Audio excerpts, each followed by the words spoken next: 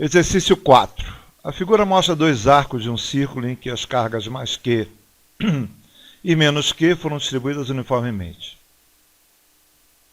Qual o valor do campo elétrico no centro do círculo?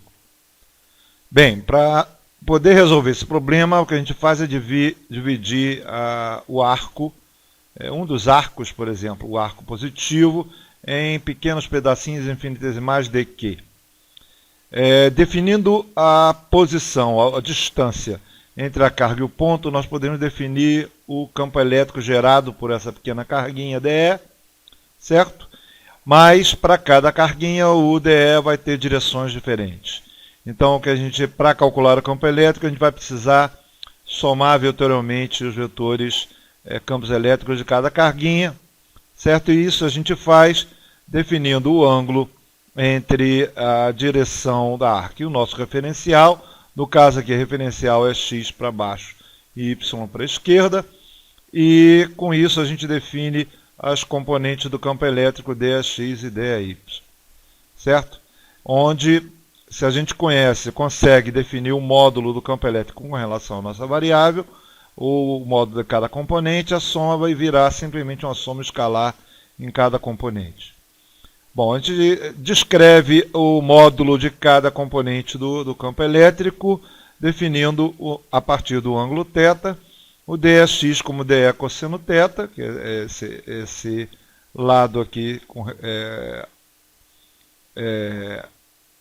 ao lado do ângulo, né, do ângulo θ, e o dy dE seno θ. Mas nós conhecemos o módulo de dE, que é, claro, a partir da lei de Coulomb, onde a gente considera a carga, pedacinho de carga infinitesimal, como uma carga pontual. Então vai ser simplesmente K dQ sobre R ao quadrado.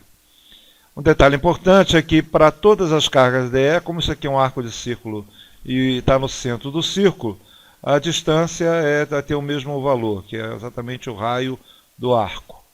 Bem, e a ideia é relacionar o dQ com nossa variável. No caso, dQ vai ser lambda, que é a densidade linear de carga, a quantidade de carga por unidade de comprimento, vezes o comprimento ds da nossa pequena carga. Esse comprimento ds, na verdade, é um arco compreendido por um ângulo de θ, que é exatamente a variação do ângulo θ. Dessa forma, a gente descreve a nossa carga dQ como lambda ds, que é o arco, e o arco é r de θ. Certo? Bem, substituindo o dQ na expressão, no caso o dE em cada expressão dx, dy, e o nosso dQ na expressão de dE, nós vamos ter a componente dx da nossa carga, do campo elétrico da carga dQ, que está aqui, como k lambda r de θ sobre r ao quadrado cosseno de θ. Isso é k lambda sobre r, esse r corta com esse, r ao quadrado, kr embaixo, vezes o cosseno de θ de θ. Bem, o que a gente fez foi transformar a nossa carga dQ na variável de θ. Dessa forma, na variável θ. Dessa forma, a gente pode somar agora todas as componentes x do campo elétrico e, da mesma forma, somar todas as componentes y, já que, na verdade, a forma da construção é a mesma. E, é claro, sabendo que a nossa componente y é, na verdade, o cateto oposto desse triângulo DE, dx, dy, dx é o cateto adjacente. Então, por isso, dy, na verdade, está descrito como ds seno de θ. E a expressão é a mesma. Agora, o que a gente faz é somar cada um escalarmente. No caso, o nosso x vai ser a soma do dx de 0 a π sobre 2. Por quê? Porque nós estamos somando cada carguinha. E a primeira carga que está aqui, o ângulo dela é 0. A última carga que está aqui, o ângulo dela é π sobre 2. Então, a soma é de 0 a π sobre 2. Dessa forma, o integral de cosseno é seno de 0 a π sobre 2. Seno de π sobre 2 é 1, seno de 0 é 0. E o nosso x, então, vai ser k lambda sobre r. Da mesma forma, a gente pode somar o y. Bom, detalhe, o nosso lambda, claro, não é dado no problema, que é dada a carga Q e o R. Nosso lambda é a carga total sobre o comprimento total da barra. E o comprimento total da barra é π sobre 2 vezes R, que é só 1/4 de círculo. Assim, o nosso lambda é 2Q sobre πr. Bom, o nosso y também a gente integra para achar a componente, vai dar a integral de seno da menos cosseno, de 0 a π sobre 2, cosseno de π sobre 2 é 0, cosseno de 0 é 1, então fica este menos esse, que é menos 1, tá? Com menos dá mais, e assim nossa componente a y é positiva, porque está no sentido positivo, com a lambda sobre R. Muito bem.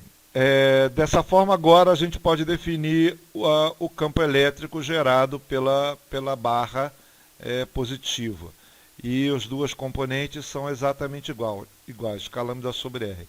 Dessa forma, o nosso AY é K2Q sobre PR ao quadrado, substituindo essa expressão aqui no lambda, e vai ter exatamente o mesmo valor de componente, isso é I mais J. Então, o nosso vetor E, devido ao arco positivo, está exatamente no ângulo de π sobre 4, aqui na nossa expressão. Bem, nós podemos calcular com relação à barra negativa, mas você vai perceber que a conta é exatamente a mesma. A única diferença é que a carga positiva gera um campo elétrico repulsivo, certo? Na direção dele para o infinito, e a carga negativa gera um campo elétrico atrativo na estrutura onde eles se encontram.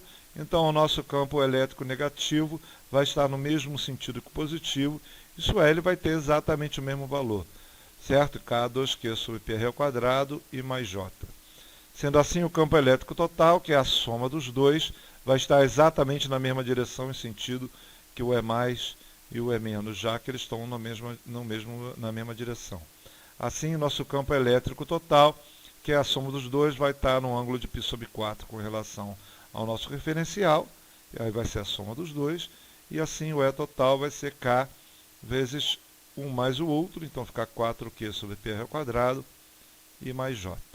Esse é o campo elétrico total devido às duas barras. É isso.